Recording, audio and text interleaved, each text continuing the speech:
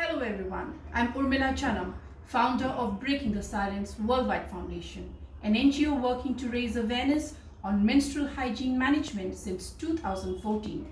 I welcome all of you to the Khud Karo competition, a national competition on waste management of menstrual waste at household level. So today I'm going to teach you how to manage menstrual waste that is generated and how you can dispose it of correctly. But did you know there are two types of waste which is generated at household level as per the Solid Waste Management Rules 2016 in India. So all the waste which is generated at home can be categorized and segregated at home before you dispose it off outside. The first kind of waste is the dry waste, which goes into the blue bin. So the plastic, the paper, the cardboard, the metal, the tin, even wood pieces, all these knickknacks can go to the dry waste separately. Food waste, gardening waste, all these biodegradables can go into the wet waste, which is the green bin. So whatever waste which is generated at home is actually stored in the home temporarily in these two bins, wet waste and dry waste at home, before they are disposed of outside. Now, according to the biomedical waste rules, there is a third kind of waste, and that is called the biomedical waste. And in this competition, we are going to integrate that rule into the 3-bin system. And in this biomedical waste bin, what are we actually going to throw? We are going to throw all our soiled, used sanitary pads into this bin.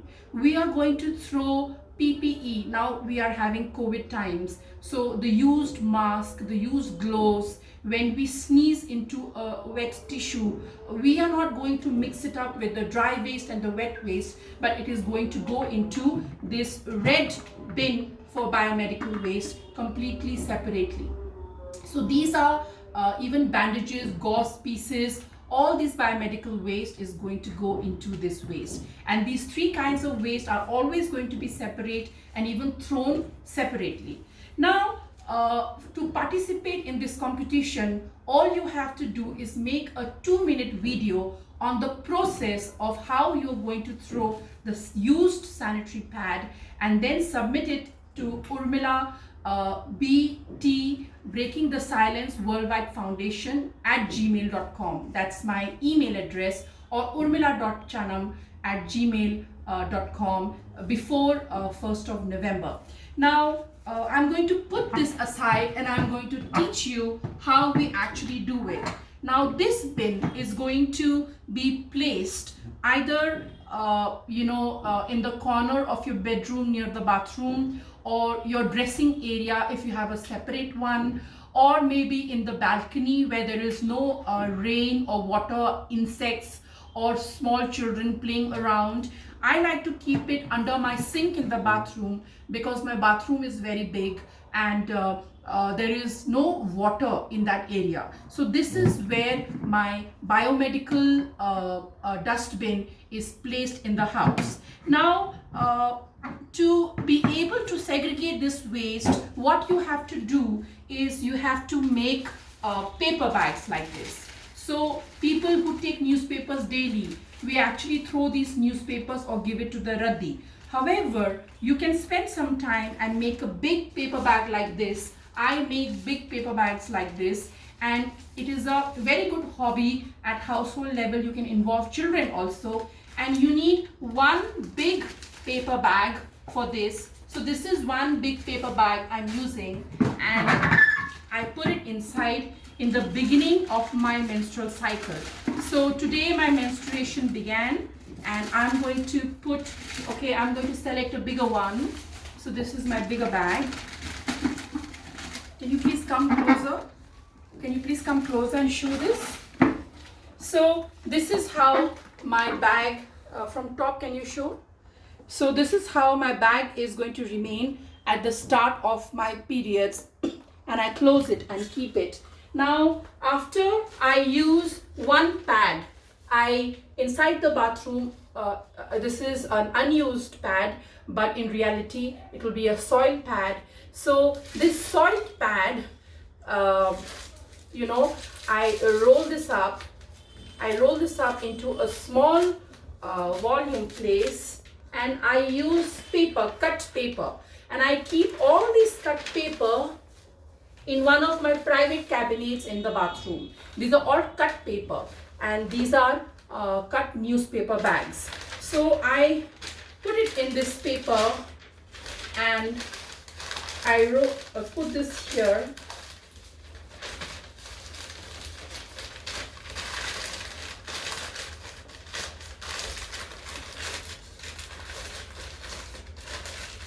This is the first pad, and you can make it small like this, and I open this bin and I put it inside.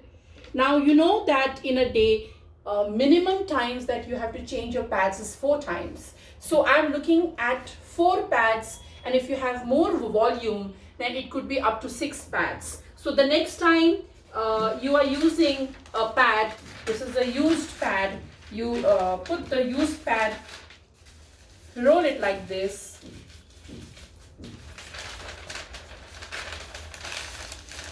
and you put it like this.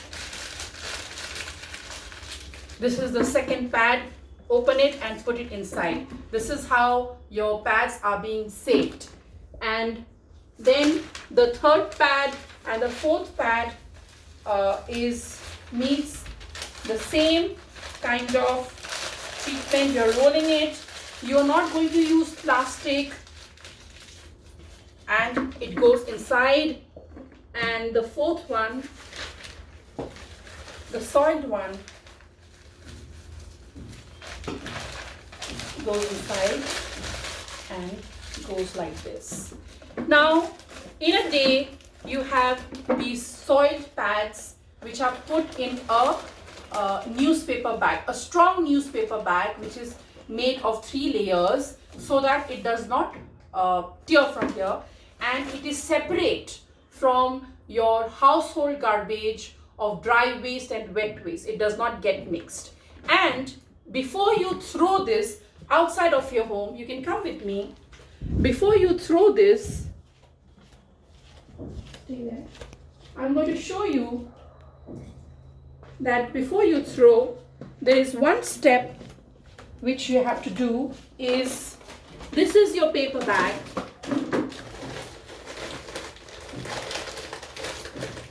and you can seal it like this. You have to make a black marker cross. This is for the waste collector to know that this is a sanitary pad waste. So this is the rule in India, as per the policy of India, of how you have to dispose your used pad. You have to put a cross on your soil sanitary pad, and it is very easy for you to throw this pad, because you will go out of your house, and if there is a bin outside your house, then you're going to throw it in the correct bin. And that is how you have to manage your sanitary pad waste at individual and personal level. All this looks very easy, but is this really happening? No, it is not happening. As per a study, even the segregation of waste at home into dry waste, wet waste, and biomedical waste is not happening. Only 30% of people in Bangalore, of a population of 1.4 crore, are segregating their waste at home. So the remaining 70% are not segregating that waste. And why is segregation, separation of waste so important for us? Why is it important? Why can't we dump all the waste which is generated together? It makes life easier, isn't it? Now, I want to tell you that segregation is important, because if you don't segregate, all this mixed garbage will be picked up by the waste collector, by the civic workers. All of them will be transported to fill and be dumped in a landfill. And landfills are overcrowded. There is no space going on, and it seems that we require a big city as big as Bangalore for the waste generated in the country annually if we cannot reduce the waste which is being generated. So segregation is very important. The second reason why segregation is important is because the city or the town or the state already has a waste management system in place. In some cities, the system may be very good. In some cities, it may just be starting. But irrespective of what is the level of waste management, there is an ongoing effort to process and recycle these things. So if you don't segregate these waste into three, then how will they get processed? Who is going to do the segregation? So if the wet waste is not separated, then how are the civic workers going to take it to compost sites? It's going to take a lot of effort for them to segregate the dry waste from the wet waste and then take it for composting, and lot of waste of effort also, and lot of money spent in transportation. So if dry waste is mixed with biomedical waste, what is the problem? The problem is we see in Bangalore that the Porokarmika, the frontline workers, the civic workers, 2-3 of them have died of COVID-19, of infection. So why is that happening? Because the frontline civic workers, they are mechanically lifting up biomedical waste from the garbage dump without knowing what is inside them. They don't have gloves, they may not have masks, they may not be protected all the time. So all the germs and infections from our biomedical waste is actually being, they are exposed to this. So there is a lot of infections and probability of their falling sick also because of our waste. That is one thing. And second thing, if we already segregate, then it can go directly to the processing plants. There are some plants where incinerator, central incinerator, where they are burning all these sanitary pads. Sometimes they're being composted.